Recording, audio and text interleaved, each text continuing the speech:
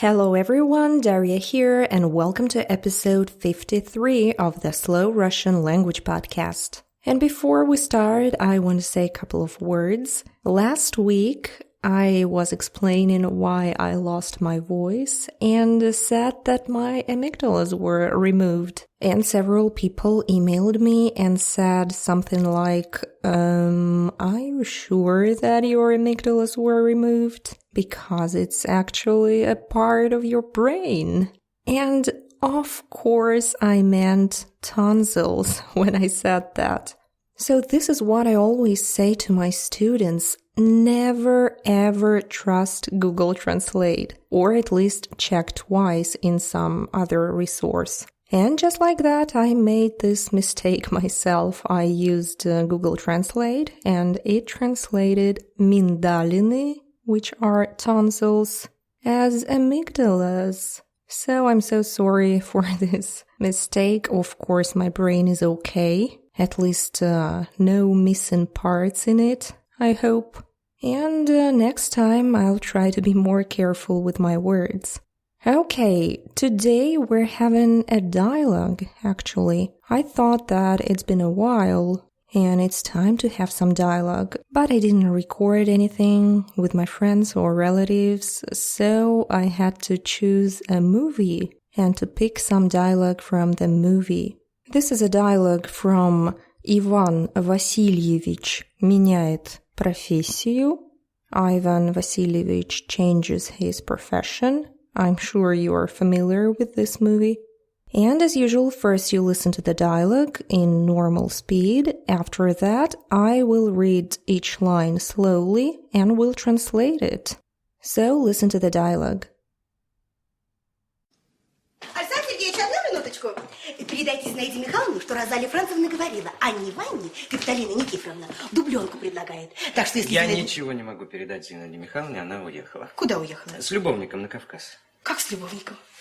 И вы об этом так спокойно говорите. Оригинальный вы человек. Извините, Ульяна Андреевна, я занят. Однако у вас характер. Будь я вашей женой, я бы тоже уехала. Если бы вы были моей женой, я бы повесился. Хам. Okay, this was a dialogue between a young man. His wife has just run away with her lover, and his neighbor, his very annoying neighbor, talks to him. She bumps into him in the shared corridor. I don't know how to say it. And she says, actually yells, кричит, Александр Сергеевич, одну минуточку. Alexander Sergeyevich, 1 minute, please. First, of course, the double name. I guess you already know it. In Russia, we have patronymics. Alexander Sergeyevich. So his name is Alexander and his father's name is Sergey. So he is Alexander Sergeyevich. Just like Pushkin, Alexander Pushkin. Then she says, одну минуточку. You see, she skips the verb here. The full sentence would be подождите одну минуточку. Imperative mood here. Подождите. And минуточка comes from minuta, of course, a minute. When you use очк to the noun, it means something little.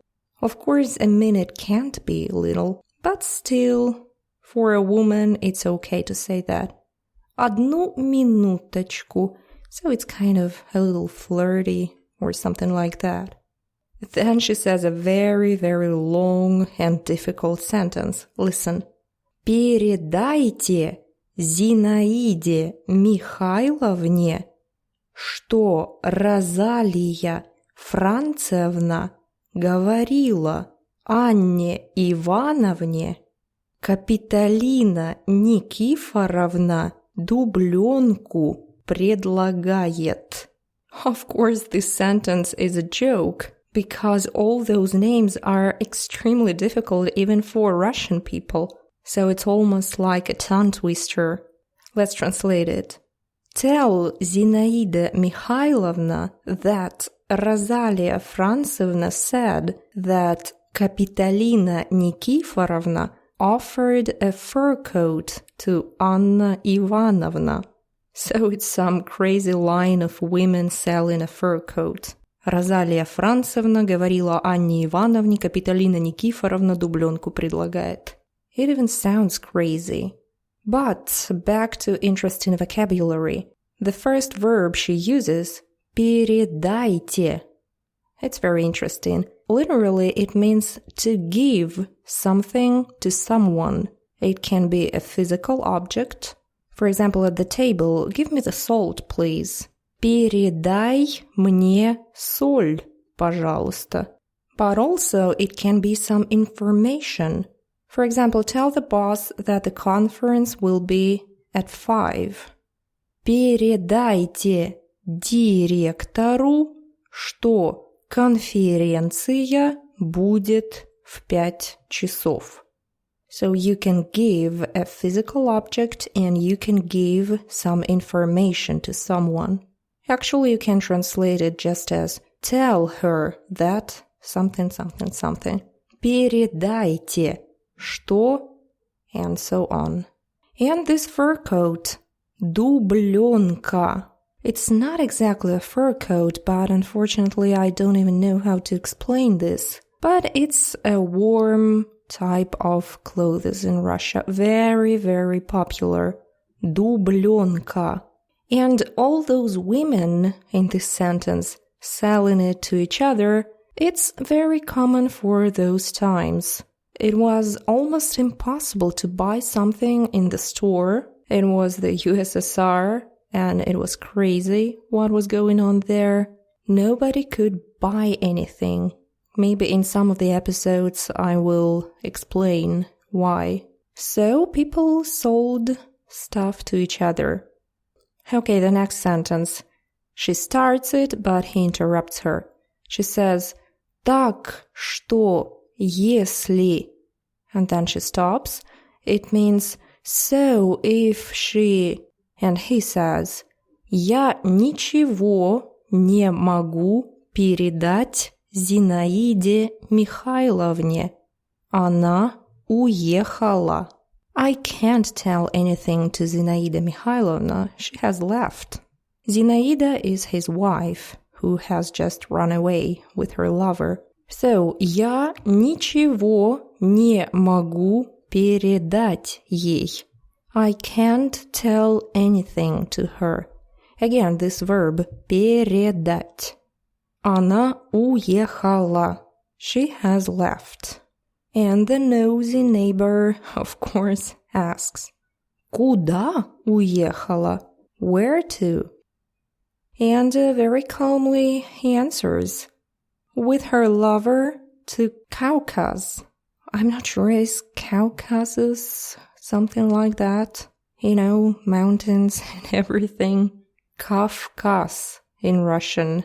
And a lover, любовник.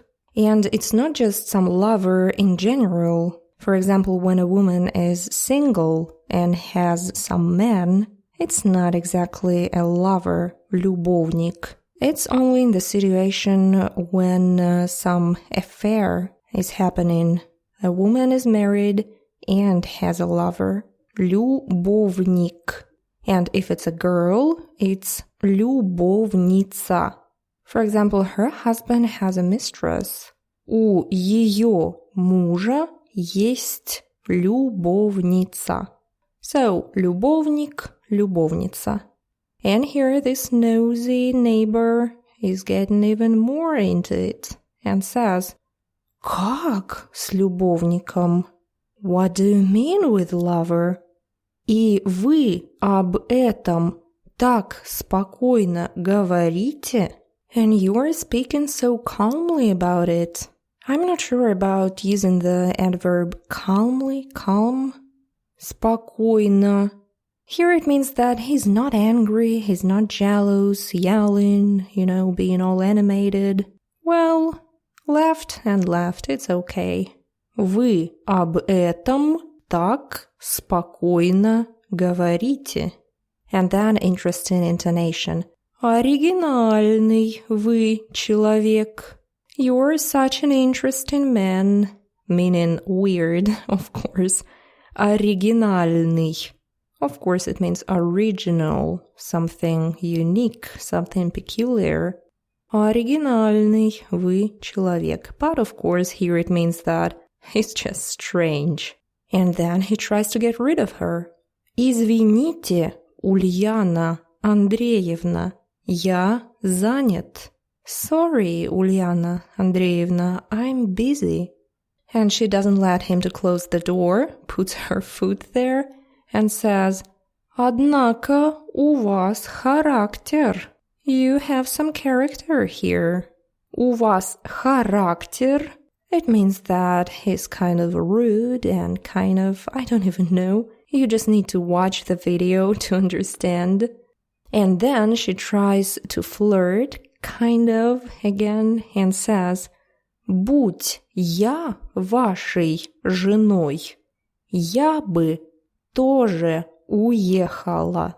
If I were your wife, I would have left too. Interesting expression here. Будь я вашей женой. This будь я is a synonym of если бы я была вашей женой, if I were your wife. Let's find some other examples. If I were younger, I would try to jump with a parachute.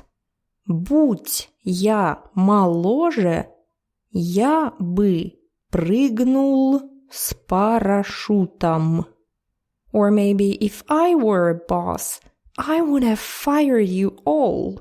Будь я начальником, я бы вас всех уволил. So this form, будь я. Another version, если бы я был. If I were something. So if I were your wife, I would have left too. And he answers, если бы вы были моей женой, я бы повесился. If you were my wife, I would have hanged myself.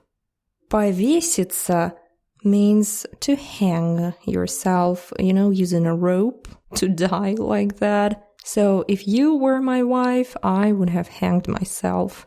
And he shuts the door pretty loudly. And she says a very interesting word. Хам. Just 3 letters. H-A-M. And I guess the best way to translate it is a jerk. But I'm not sure. Actually, хам is a very rude person. And it's a very common word. We also have a verb, хамить, meaning to be rude to someone, to say something bad. Хамить. And unfortunately, in Russia, it's very, very common that some salesmen or policemen, they are not nice at all. So don't expect everyone to be nice around you. I guess to foreigners, they are nice, but to Russians, it's just funny sometimes. Especially outside of Moscow, for example, when I come to Omsk, everyone is just so rude. When my husband came to Omsk with me to meet my parents, he's from Moscow himself. So for the first time, he was stunned with how rude everyone was. Waiters and taxi drivers, people in the store, no smiles, no nice talk. So we used the verb хамить very, very often. And the noun for that kind of a person is хам, jerk, rude guy. Хам. So here in the dialogue, of course, she is offended. She wanted to flirt because his wife had left, and he didn't want to. If you watch the video, she is not attractive at all, so no wonder. And that's it for the dialogue, for this short conversation. Now listen to it one more time in real speed. Александр Сергеевич, одну минуточку. Передайте Зинаиде Михайловне, что Розалия Францевна говорила. Анне Ивановне Капиталина Никифоровна дублёнку предлагает. Так что если Я Зинаида... ничего не могу передать Зинаиде Михайловне, она уехала. Куда уехала? С любовником на Кавказ. Как с любовником? И вы об этом так спокойно говорите. Оригинальный вы человек. Извините, Ульяна Андреевна, я занят. Однако у вас характер. Будь я вашей женой, я бы тоже уехала. Если бы вы были моей женой, я бы повесился. Хам. If you want to watch the video with this dialogue, you can go to my website. I will leave the video there. You can watch it online. And I highly recommend doing it just to see that woman and that guy. It's very funny. And also, I will put the link to the full movie. The subtitles there are terrible. They don't translate at least one half of what people really say. But still, this movie is certainly worth watching. Check out the show notes. I will put the link to the page with the video right there. Also, I have a chance for a small promotion here today because it's a similar topic. I have a full TPRS course based on the movie dialogues. I picked 10 of my most favorite Russian movies. And I picked interesting dialogues. I mean, interesting grammatically and from a vocabulary point of view. So I explain those dialogues like this in English. Also, I explain them in Russian for more advanced students. And I make a mini story with the new vocabulary so you can practice speaking actively. You can read more about my course at realrussianclub.com/speaking, because it's a speaking course, obviously. Next time I will try to make an episode about ambulance and firefighters and police in Russia, because I've been promising to one of my listeners for so long. So I really hope to make this episode next time. And for today, I guess that's it. Thank you very much for listening, and I hope to see you in the next episode of the Slow Russian Language Podcast. Bye-bye!